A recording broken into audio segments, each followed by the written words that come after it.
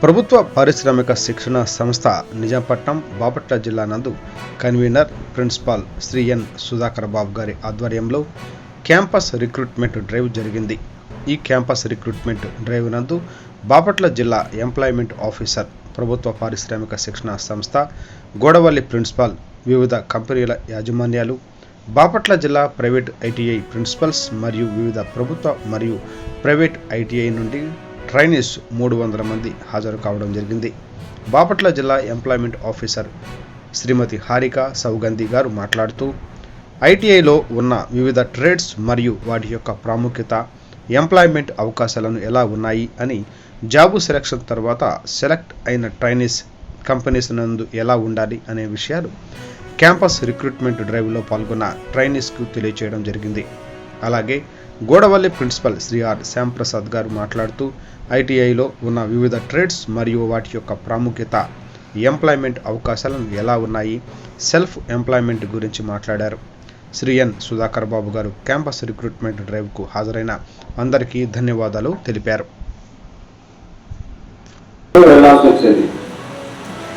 ఉద్యోగం కావాలి అంటే ఎన్నో కంపెనీలు సర్టిఫికెట్లు పట్టుకుని తిరగాల్సి వచ్చేది. హైదరాబాద్లో మేము ఎంప్లాయ్మెంట్ చేయడానికి వెళితే మేము చదువుకునేటప్పుడు ఆంధ్ర అనే ఫీలింగ్తో సర్టిఫికేట్స్ కూడా కొంతమంది చించేసేవాడు. ఈరోజు ఆ ఇబ్బంది లేకుండా అంతా కూడా మన దగ్గరికి వచ్చేసి ఆ ఎంప్లాయ్మెంట్ అన్ని కంపెనీలు కూడా మనకి కనిపిస్తున్నాయి. దాని మీద అందరూ కూడా సద్వినియోగం చేసుకోవాల్సిన కోరుతున్నాం. ఇవన్నీ కూడా ఒక డీటెయిల్డ్ ప్రాజెక్ట్ రిపోర్ట్స్ ఉంటాయి అన్నమాట. మీకు ఏదైతే నాలెడ్జ్ ఉందో దానికి అనుగుణంగా ఇండస్ట్రీస్ వాళ్ళు ఉన్నారు. టీవీఎస్ అని, తర్వాత ఎన్ఎస్ఎల్ అని, జోసిల్ అని, ఇలా రకరకాల ఇండస్ట్రీస్ ఉన్నాయి అనమాట. వాళ్ళు ఏంటంటే అక్కడ నేచర్ ఆఫ్ వర్క్, వాళ్ళు ఏదైతే ప్రొడక్ట్ అవుట్కమ్ ఉంటుందో దాని మీద ట్రైనింగ్ ఇచ్చి దానిలో జాబ్ ఏర్పాటు చేయడం జరుగుతుంది అనమాట. అది అవకాశం ఇచ్చినటువంటి ప్రిన్సిపాల్ గారికి, మీ అందరికీ కూడా ధన్యవాదాలు తెలియజేస్తూ, ఇవన్నీ కూడా ఒక డీటెయిల్డ్ ప్రాజెక్ట్ రిపోర్ట్స్ ఉంటాయి అన్నమాట. మీకు ఏదైతే నాలెడ్జ్ ఉందో దానికి అనుగుణంగా ఇండస్ట్రీస్ వాళ్ళు ఉన్నారు. టీవీఎస్ అని, తర్వాత ఎన్ఎస్ఎల్ అని, జోసిల్ అని, ఇలా రకరకాల ఇండస్ట్రీస్ ఉన్నాయి అనమాట. వాళ్ళు ఏంటంటే అక్కడ నేచర్ ఆఫ్ వర్క్, వాళ్ళు ఏదైతే ప్రొడక్ట్ అవుట్కమ్ ఉంటుందో దాని మీద ట్రైనింగ్ ఇచ్చి దానిలో జాబ్ ఏర్పాటు చేయడం జరుగుతుంది అనమాట. అది అవకాశం ఇచ్చినటువంటి ప్రిన్సిపాల్ గారికి, మీ అందరికీ కూడా ధన్యవాదాలు తెలియజేస్తూ సుధాకర్ గారికి చాలా చాలా థ్యాంక్స్ సార్, నన్ను ఇన్వైట్ చేసినందుకు. అండ్ స్టూడెంట్స్ అందరికీ hearty welcome and congratulations in advance. నా పేరు హారిక సౌగంధి, నేను ఎంప్లాయ్మెంట్ డిపార్ట్మెంట్ బాపట్లకి వైటీ అండి, ఎం ప్రొఫెషనల్. సో నేను ఇక్కడ ముఖ్యంగా ఏం చేస్తూ ఉంటామంటే కనుక ఈ job related activities, career related activities, career counsellings కానివ్వండి, ఓకే, ఇవన్నీ ముఖ్యంగా నా కోర్ జాబ్ రోల్ అనమాట. సో ఇక్కడ నేను ముఖ్యంగా చెప్పదగింది నేషనల్ కెరియర్ సర్వీస్ గురించి మీకు తెలిసి ఉండదు. నేషనల్ కెరియర్ సర్వీస్ ఏంటి అంటే కనుక మన బిలౌడ్ ప్రైమ్ మినిస్టర్ గారు 2015లో ఈ ప్రోగ్రామ్ అనేది స్టార్ట్ చేశారు. ఇందులో ఇది ఏంటి అంటే కనుక స్కిల్డ్ క్యాండిడేట్స్ కి బాగా యూజ్ అయ్యే ప్రోగ్రామ్. సో ఇందులో ప్రతి ఒక్క జాబ్ సీకర్ ని, అలాగే ప్రతి ఒక్క ఎంప్లాయర్ ని రిజిస్టర్ అవ్వాలి అంటాము. అండ్ జాబ్ మేళాస్ ఏమైనా ఉన్నా కూడా మేము ఎన్సిఎస్ పోర్టల్లో పెడుతూ ఉంటాము. సో దానివల్ల క్యాండిడేట్స్ కి ఎలాంటి ఆపర్చునిటీస్ ఏముంటాయి ఏంటి అన్నది ఎన్సిఎస్ పోర్టల్లో చూస్తూ ఉంటాం. అండ్ మీరు రిజిస్టర్, ఇక్కడ ఒక క్యూఆర్ స్కాన్ పెట్టారు కదండి, అందులో మీరు రిజిస్టర్ అవ్వాల్సిందిగా మేము కోరుతున్నాం. సో దీనివల్ల మాకేం యూజ్ ఉంటుంది అంటే కనుక మీరు ఎలాంటి ఆపర్చునిటీస్, ఎలాంటి కంపెనీస్ మన ఏరియాలో ఉన్నాయి ఈజీగా మీకు ఒక అవేర్నెస్ ఉంటుంది. అండ్ అలాగే ఎక్కడైనా జాబ్ మేళాస్ ఉన్నాయా అది కూడా మీరు ఆ పోర్టల్లోనే చూసుకోవచ్చు. And NCS is the biggest central government employment portal. దాంట్లోంచి వచ్చే ఎంప్లాయర్ కానివ్వండి, మేము తీసుకొచ్చే ఎంప్లాయర్ కానివ్వండి, ఎవ్వరూ మీకు సింగిల్ రూపీ కూడా ఛార్జ్ చేయలేదు. ఓకే, సో ఇది మేము వర్క్ చేస్తారు. అండ్ ఇంకొకటి ఏంటి అంటే కనుక ఎంప్లాయ్మెంట్ ఐటీఐ క్యాండిడేట్స్ కానీ, ఎస్ఎస్సి వాళ్ళకి కానివ్వండి, ఇంటర్మీడియట్ డిగ్రీ వాళ్ళందరికీ తెలిసే ఉంటుంది. ఇప్పుడు వచ్చే జాబ్స్ లో కానివ్వండి, నోటిఫికేషన్స్ గవర్నమెంట్ జాబ్స్ నోటిఫికేషన్స్ ఇంకా తొందరగా రిలీజ్ అవుతున్నాయి. అండ్ ఎక్కువ వేకెన్సీస్ కూడా పడుతున్నాయి. సో ప్రతి ఒక్కరు ఎంప్లాయ్మెంట్ అనేది చేసుకుని ఉండండి. ఇంతకు ముందు లాగా మీరు ఎంప్లాయ్మెంట్ చేసుకోవాలి అంటే మీరు డిస్ట్రిక్ట్ ఎంప్లాయ్మెంట్ ఎక్స్చేంజెస్ వచ్చి చేసుకోగలదండి. ఎంప్లాయ్మెంట్ అనేది ఆన్లైన్ అయింది. సో మీరు మీ మొబైల్స్లోనే www.employment.ap.gov.in అనే వెబ్సైట్లోకి వెళ్ళి మీరు లాగిన్ అయ్యి మీ డీటెయిల్స్ ఇచ్చి మీ సర్టిఫికేట్స్ అన్ని మీరు అప్లోడ్ చేసి ఎంప్లాయ్మెంట్ అనేది మీరు చేసుకోవచ్చు. అంటే మీరు అప్లోడ్ చేసి మొత్తం అనేది సక్సెస్ అయ్యాక 48 hours లోపే మీకు మీ ఎంప్లాయ్మెంట్ కార్డ్ అనేది కూడా మీ లాగిన్ క్రెడెన్షియల్స్ లోకి వచ్చేస్తూ ఉంటుంది. సో ఇది మేము చేస్తున్నాము మీకు సపోర్ట్ గా అన్నదానికి. అండ్ ఇంకొకటి ముఖ్యంగా చెప్పాల్సింది ఏంటి అంటే కనుక ప్రతి ఒక్క ఎంప్లాయర్ వాళ్ళ ఆర్గనైజేషన్స్ లో కూర్చుంటే ఈజీగా వాళ్ళు జస్ట్ ఒక ప్రెస్ నోట్ ఇచ్చారు, మా కంపెనీలో జోసిల్ అనే కంపెనీలో లేకపోతే టీవీఎస్ అనే కంపెనీలో ఇలా వేకెన్సీస్ ఉన్నాయంటే ఆ రీజన్ లో వాళ్ళు ఈజీగా వెళ్ళి ఫిల్అప్ చేసేసుకుంటారు. బట్ మీరందరూ ఒకటి గమనించాలండి, మీ దగ్గరికి ఎంప్లాయర్స్ ఇక్కడికి రావడానికి మీ ప్రిన్సిపల్స్ కానివ్వండి కానీ మీ కన్వీనర్స్ కానివ్వండి కానీ మీ స్టాఫ్ మీ ట్రైనర్స్ కానివ్వండి ఎంత వరకు కృషి చేస్తున్నారో మేము డైరెక్ట్ గా చూస్తున్నాం. ప్రతి ఒక్క ఎంప్లాయర్ కి కాల్ చేసి మా దగ్గర మంచి స్కిల్డ్ క్యాండిడేట్స్ ఉన్నారు, వాళ్ళకి కొంచెం ప్లేస్మెంట్స్ ఆపర్చునిటీస్ ఇస్తే వాళ్ళు సెటిల్ అవుతారు అని చెప్పి వాళ్ళని రిక్వెస్ట్ చేసుకుని ఎంప్లాయర్స్ ని ఎక్కడెక్కడి నుంచో ఇక్కడ వరకు తీసుకొస్తున్నారు. సో అంటే ఎంప్లాయ్మెంట్ అనేది మీ దగ్గర వరకు తీసుకొస్తున్నారు. రాంగ్ వర్డ్ యూజ్ చేయకూడదు, మీ కాళ్ళ దగ్గర కనకూడదు. ఆపర్చునిటీస్ అనేవి మీ కాలేజెస్ వరకు వస్తున్నాయి. అక్కడి నుంచి మీరు కొంచెం చేయాలి. ఇంకొకటి నేను చెప్పాలి, ఇంటర్ కానీ ఎస్ఎస్సి కానీ ఇంటర్ కానీ డిగ్రీ వాళ్ళకి కానీ మీలాగా ఒక టెక్నికల్ స్కిల్ అనేది ఉండదు. వాళ్ళు నార్మల్గా అన్ని చదువుకుంటారు.